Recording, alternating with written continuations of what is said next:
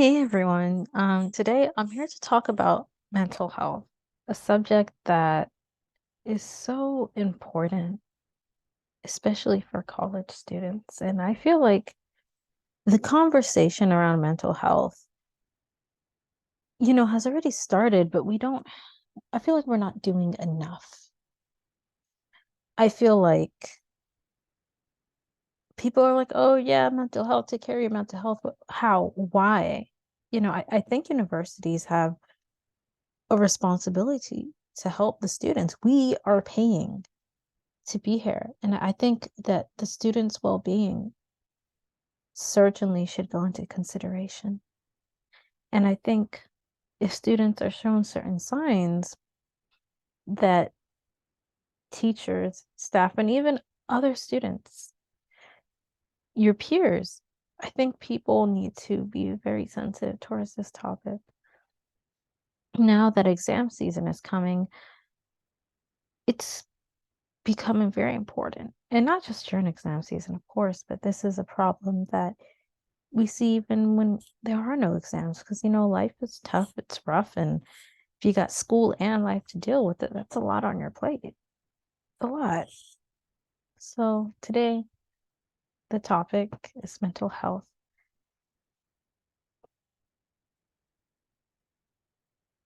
Okay.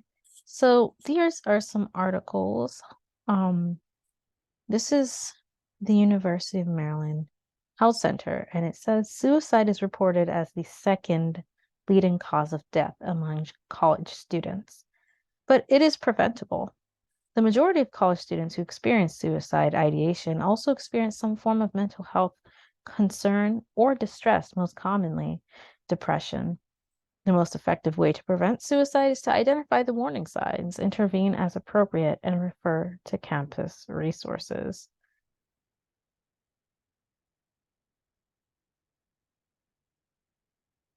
So, just to start off, let's just say that, oh, my bad, I went ahead. Let's just say that, okay, here we are. Let's just talk about this here. Second leading cause of death. That's really, I think, a big problem. If it's the second leading cause of death among college students, then, it's just very unfortunate. And I do have like a story. So when I was talking to one of my language partners, and he is in Taiwan, and he was telling me that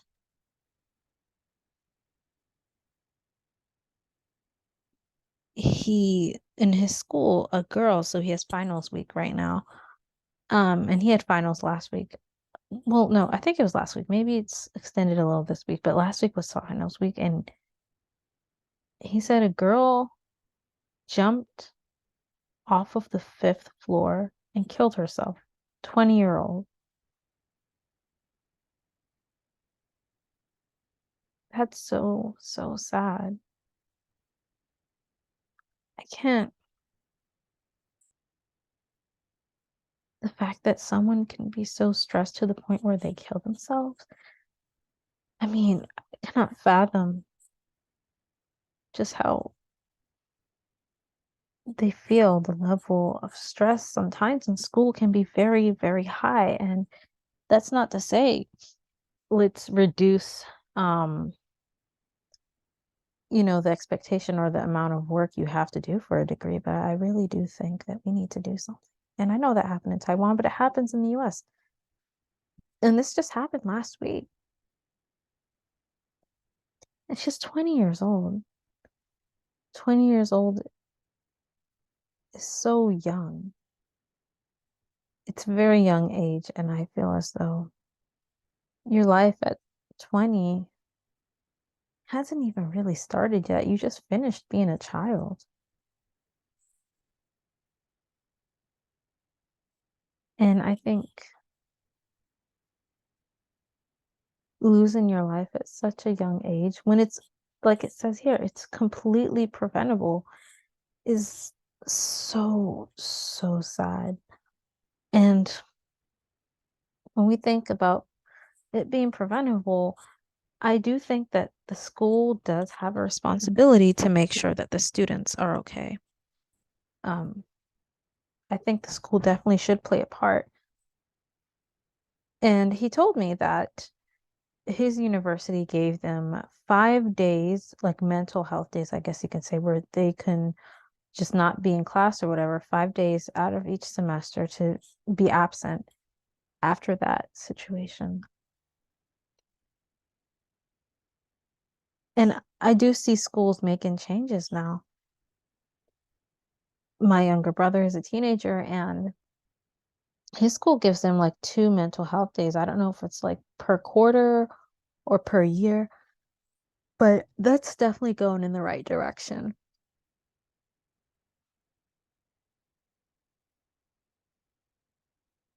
I mean, school is tough. It's really tough. It's not easy. It's expensive, but you don't want it to be the reason that a tragedy like that happens. I'm just completely in shock. This is such a hard topic to talk about, but I think we need to talk about it because people are losing their lives and it's completely preventable. So maybe, oh God, um, check on a friend. We've got to check on each other. So this article also says the college student suicide crisis is a growing concern across U.S. campuses. While obtaining a college degree is important goal for many high school graduates, the realities of academic pressure and adjustment to college life can push some students beyond their coping strategies. To quell the tide of suicide risk, colleges are reevaluating their policies, interventions, and overall approach to addressing mental health needs on campus. So let's read to learn more about statistics. So the warning signs. Talking about being a burden to others, wanting to escape, or wanting to disappear. Talking about death more than usual. Presenting sad, depressed, guilty, or deeply ashamed. Enduring significant pain, either emotionally or physically. Feeling trapped. Being stuck in a perceived no-win situation. Discussing or writing out a plan to die. Giving away beloved, cherished objects. Like people want to go, they might be like, hey, like I have some stuff I want to give my friend here, my family members. Behaving in risky ways. That that is certainly a telltale sign, like when people get to the point where like they just don't care anymore. Yeah, I think they start being risky, really risky. Withdrawn socially or unexpected saying goodbye to friends and family. Um, yeah, you always gotta make sure people are okay.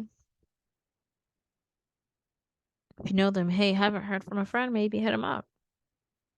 Experience drastic changes in sleep, mood, or eating behaviors. So most college students are young adults, with suicide being the second leading cause of death among individuals 15 to 24. Students relying on unhelpful coping strategies to deal with prolonged academic stress may eventually feel chronic anxiety and hopelessness, both of which can lead to depressive symptoms. So high academic pressure may directly cause the development of severe depressive symptoms. Another critical risk factor for suicide. So yes, yeah, school is tough. Hopelessness.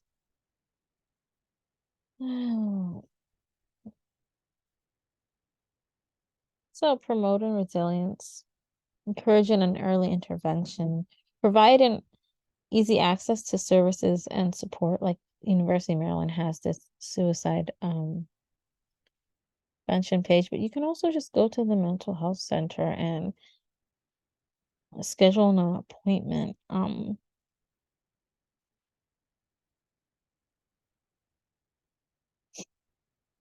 I think they even have a call number where you can just call. Yeah, I think it's a great resource if people really need it. I was able to personally find services off campus, but I did use some campus services. And honestly, like it wasn't bad. Um, but I did feel like the mental health professional that was speaking to me in my experience, she seemed kind of desensitized um to me anyways. Like she was no, I think she was trying to be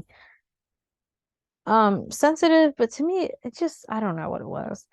It just didn't feel right to me. But I think it's definitely a good resource if you don't have anything else. Um, it's definitely worth a try. I think you only get like a set number of appointments, but it's worth trying if really need someone to talk to and you don't have any friends or anyone else to talk to. Because socializing is hard for a lot of people.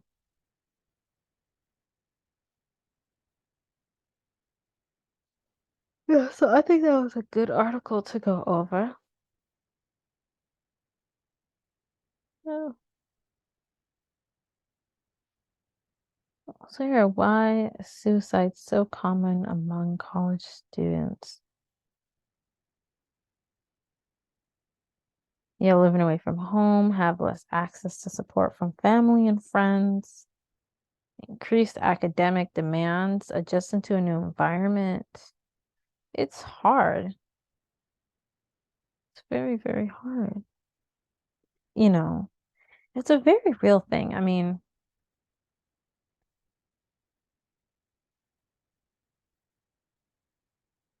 yeah, most suicidal persons want to live but are unable to see alternatives to their problems, exactly why it's preventable. Um, w- life is definitely worth living, and sometimes it gets rough, but if you stick in there long enough, if you battle it out, I do think that after struggle, there's always something that eventually goes right. So, yeah, there's always light at the end of the tunnel. Warning signs: deteriorating academic performance, depression, dramatic mood changes. Like we said earlier, giving away prized possession, neglecting appearance and hygiene, increased alcohol or drug use, engaging in risky activities. Yeah. Uncontrolled anger. Yeah. It's very rough. I mean, when people are depressed, I think it's like, there's a cloud they can't get out of their head. And it's like you're trapped. And it's very hard when you have demands in school, like from all, academic demands, like we were reading about. When there are academic demands and, you have your own thing going on. And sometimes it might not even be you have your own thing, it might just be academic demands that are really tough. It's hard. We have lives. And sometimes, honestly, it can be hard to have a life and also be in school. It's tough sometimes. Very tough thing. Also to balance everything out. Oh, yeah, that would be very hard to balance. Definitely a hard thing to balance. I'm still trying to figure it out, and I'm really graduating in a few weeks. And look, I have not figured out how to, manage my time that well. And this I was just having a conversation about this about time management. Like, I did take a class on it. It was like basically the class was like the moral of the story, I suppose, is yeah, like have a calendar and stuff, but sometimes things don't always work out. Sometimes you might not be feeling it. Things happen, you might get sick or, whatever. It's some type of situation. The water isn't running, you need to go to the store, take care of this and that. It can be hard, because we all have lives outside of school, and you don't want to make your life just school. Like, I'm here for the grind, but like, grind at what cost? Yourself? Sometimes you do have to like step back and be like, hey, I need to make sure things are okay. It's a mindset. I think your mindset is everything. And once that is completely wrong or completely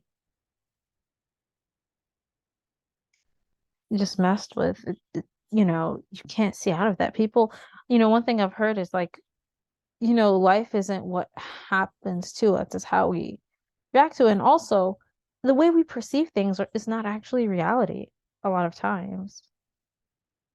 It's not the reality of the situation. And we fail to see that from our perspective. It looked like this, but that's our perspective. We don't have the entire view. And a lot of times it's not objective. It's not like fact. It's like, oh, from my experience, people might say things from their experience and stuff. It's not really a fact. You might see it from your experience, like, oh, well, it's this, someone that's never experienced that, that's not really relevant to them. It's just very unfortunate. Yeah, and also a lot of people have to work, and go to school, and it's just like it's a lot. I did that one at some point, and it was like I don't know how I survived it. I don't know how I survived it, but I was like working at a store and taking like classes as a full-time student. I had like so much going on. And it was a crazy store, honestly. Like, we had people with loaded guns coming in. It was bad. It was really bad. Um, that store was, man, that store is crazy. But on top of like my academics, it's like you can't, we have multiple I don't want to say multiple lives, but we belong to multiple communities. There's multiple things about a person. A person isn't just a student. You're a student, you're a daughter, you can be a big sister, you can be the volunteer. We play so many roles in our life, and it can take a toll on us eventually,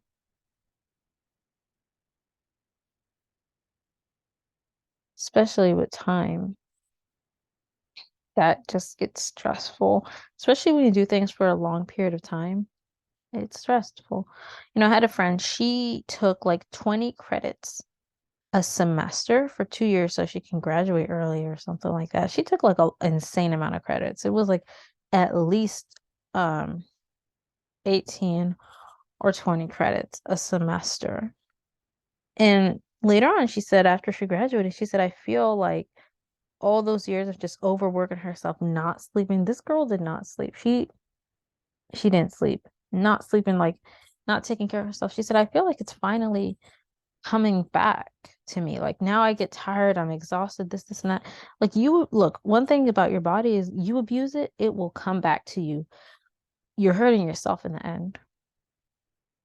You want to sit there and you want to do all these things that just for like overworking your body. It's going to come back to you. Maybe not now, but it will eventually. A lot of these things that you're doing now is eventually going to catch up to you, especially as it relates to your body. Just because you're young and you're free doesn't mean you're immune to anything. Youth is not being immune. Youth has its benefits, but we're not immune to certain things. I think a lot of young people forget that. Just because you're young doesn't mean you're immune. Life will take you by surprise. Yeah, and it's just depression itself can also, like you had earlier, depression can be a factor. It's often seen in suicidal college students, and depression honestly affects your school. You might not get out of bed. It might be like a lot of mental fogging. It's just a lot going on. It's very difficult. And it also makes the situation probably harder already. So, you know, I think we should all check on a friend. Um, Make sure they're okay. Because at the end of the day, like, you don't know what's really going on with people. And the fact that you're talking to them or, even being with them, having a good time, that can really help someone. Ask people how they are. Check in with people. You know, it's very important. It's very, very important. We all know somebody. Just call someone, hey, how are you? And sometimes I know that those texts can be a little awkward, but sometimes it's necessary to just check in on people. I think that's all I have for today. So check in on your friends, guys. Check in on your friends, your family, even your fellow classmates. You have to check in on people. Because if you don't, you don't want them to go through things alone. I mean, it's just, for me, when I heard the story of the girl that jumped off, maybe because of academic stress during finals. I mean, God. I also think it's important to note you can't reduce yourself to your academic success. We are not simply our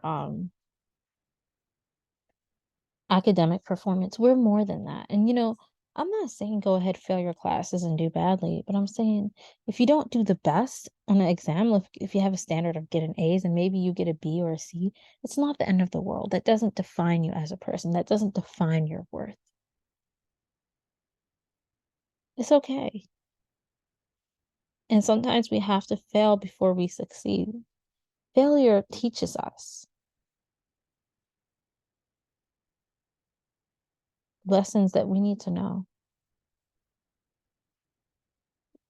And I'm not saying that you should fail your classes, but I'm saying like I think people should be a little bit more relaxed about these type of things.